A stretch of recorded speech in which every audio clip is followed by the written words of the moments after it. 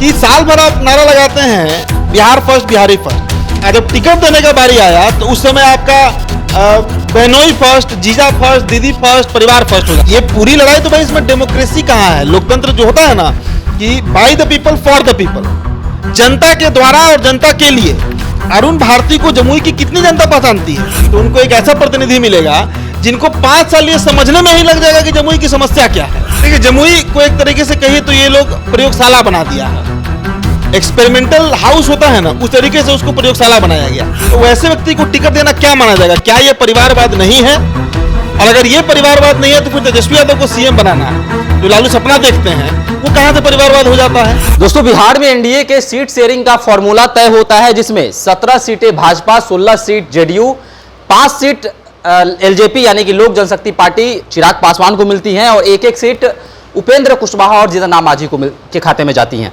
देखिए, चर्चाएं चिराग पासवान को लेकर है कि चिराग पासवान के खाते में 5 सीट जाती है, और चर्चा जमुई सीट को लेकर है।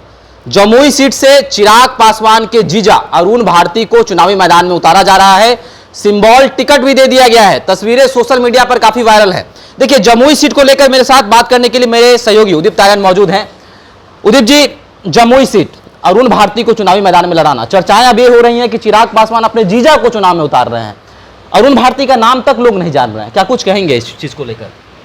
देखिए, अरुण भारती पर चर्चा हो उससे पहले चिराग पर ही चर्चा हम लोग कर लेते हैं। शुभम, बीते 2.5-3 सालों से चिराग बिहार में जहां भी गए खूब यात्रा किए, इसमें दो राय नहीं है, हर जगह पहुंचे, हर मंच से वो बिहार फर्स्ट बिहारी फर्स्ट का नारा लगाते हैं, स्लोगन देते हैं बिहार फर्स्ट और बिहारी फर्स्ट। लेकिन जब टिकट बांटने का समय आया लोकसभा में, और ये हम सवाल उठाएंगे क्योंकि हम 4 सालों से चिराग को कवर कर रहे हैं, और एक पत्रकार होने के नाते हमारा जिम्मेदारी भी बनता है कि हम सवाल करें, सभी नेताओं से करें, सिर्फ चिराग से नहीं, हम बीजेपी से भी करें, नीतीश जी से भी करें, कि साल भर आप नारा लगाते हैं बिहार फर्स्ट बिहारी फर्स्ट, और जब टिकट देने का बारी आया तो उस समय आपका बहनोई फर्स्ट, जीजा फर्स्ट, दीदी फर्स्ट, परिवार फर्स्ट हो जाता है।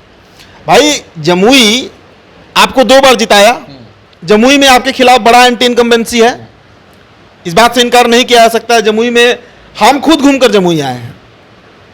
अब आप बताइए कि अरुण भारती, जिनका आप नाम रख रहे हैं, आज नामांकन उनका चल रहा है, नामांकन आज उनका हो जाएगा।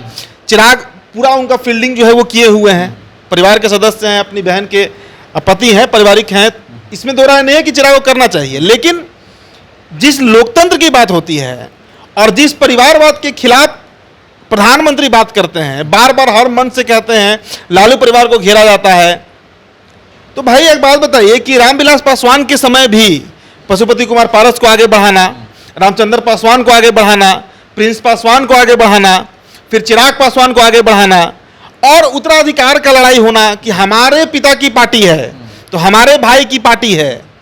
अब तो कल दिन अरुण भारती भी बोलेंगे कि हमारे ससुर की पार्टी है, ये तो हो सकता है।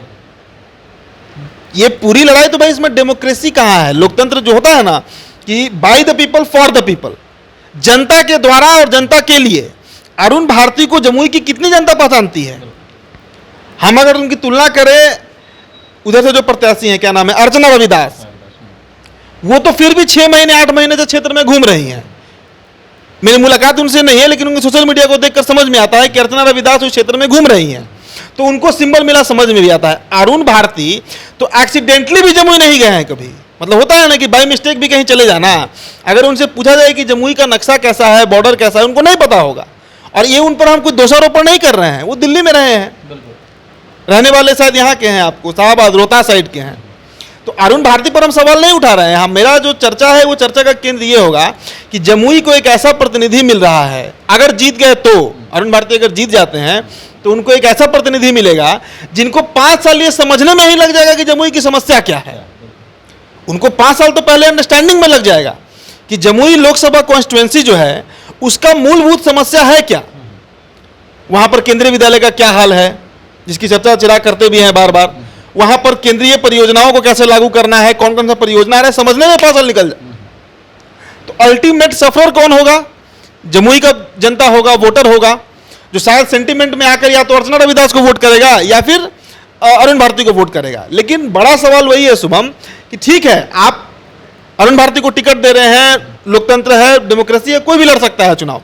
लेकिन सिर्फ एक ऐसा व्यक्ति जिसकी पूरी उपलब्धि यही है कि वो चिराग पासवान के बहनोई हैं और स्वर्गीय रामविलास पासवान, दिवंगत रामविलास पासवान के दामाद हैं, इस कारण से टिकट मिल रहा है, इस पर सवाल है। अच्छा, ये ऐसा जमुई के साथ ही क्यों होता है? चिराग पासवान भी जब जमुई गए थे तो नवेले थे, राजनीति में कदम ही रखे थे, वहाँ से सांसद बने। फिर अब अरुण भारती राजनीति में नौसिखियाँ हैं, फिर से राजनीति में कदम रख रहे हैं, तो ऐसा जमुई के साथ ही क्यों होता है? जमुई को ही टारगेट क्यों किया जा रहा है कि वहाँ से नया कैंडिडेट उतार दो, वहाँ से चुनाव लड़वा दो, जीत भी जाएगा कैंडिडेट? देखिए, जमुई को एक तरीके से कहिए तो ये लोग प्रयोगशाला बना दिया है। एक्सपेरिमेंटल हाउस होता है ना, उस तरीके से उसको प्रयोगशाला बनाया गया। देखिए, इसमें कोई दो राय नहीं है कि चिराग ने पहले टेन्योर में जमुई में काम किया, दूसरे टेन्योर में भी उन्होंने काम किया, लेकिन उस स्तर पे नहीं कर पाए। कारण है कि उनका इन्वॉल्वमेंट पार्टी में, विधानसभा चुनाव हुआ, फिर बीच में, फिर लगातार बिहार में सभी जगहों पर दौरा, पूरे बिहार भ्रमण भी कई बार किए, तो उस लेवल पे काम हो नहीं पाया। और चिराग के खिलाफ एंटी इनकम्बेंसी है, जो एंटी इनकम्बेंसी कई सांसदों के खिलाफ उनके क्षेत्र में है।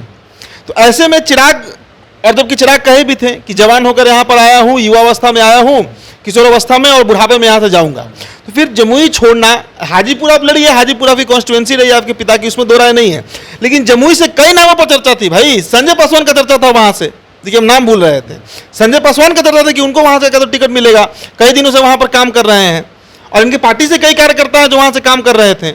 इनकी पार्टी में कई ऐसे लोग हैं जो, जमुई तो इनका संसदीय क्षेत्र है, सबसे ज़्यादा वहीं पर इनका विजिट हुआ चिराग पासवान का। तो सभी के बीच में आप वैसे नोवाइस व्यक्ति को टिकट दे रहे हैं जिनको ना राजनीतिक तजुर्बा है, हो सकता है उनको राजनीतिक सूझबूझ बहुत ज़्यादा हो, लेकिन ग्राउंड पर तो नहीं दिखा अभी तक, कोई संवैधानिक पद पे नहीं रहे, पार्टी में भी किसी बड़े पद पे नहीं रहे, तो वैसे व्यक्ति को टिकट देना क्या माना जाएगा? क्या यह परिवारवाद नहीं है? और अगर ये परिवारवाद नहीं है तो फिर तेजस्वी यादव को सीएम बनाना, जो लालू सपना देखते हैं, वो कहाँ से परिवारवाद हो जाता है? अगर पार्शली आप देखिए तो बात अलग है, इम्पार्शली अगर आप देखिए, निष्पक्ष रूप से देखिए, तो हार्डकोर परिवारवाद है। और इसमें तो भाई भतीजे की भी लड़ाई नहीं है, इसमें तो लड़ाई दूसरा ही हो जाएगा फिर, अगर भविष्य में पार्टी टूटे, जो कि हो चुका है एक बार ये इंसिडेंस, यहाँ पर एक बार ये इंसिडेंस हो चुका है।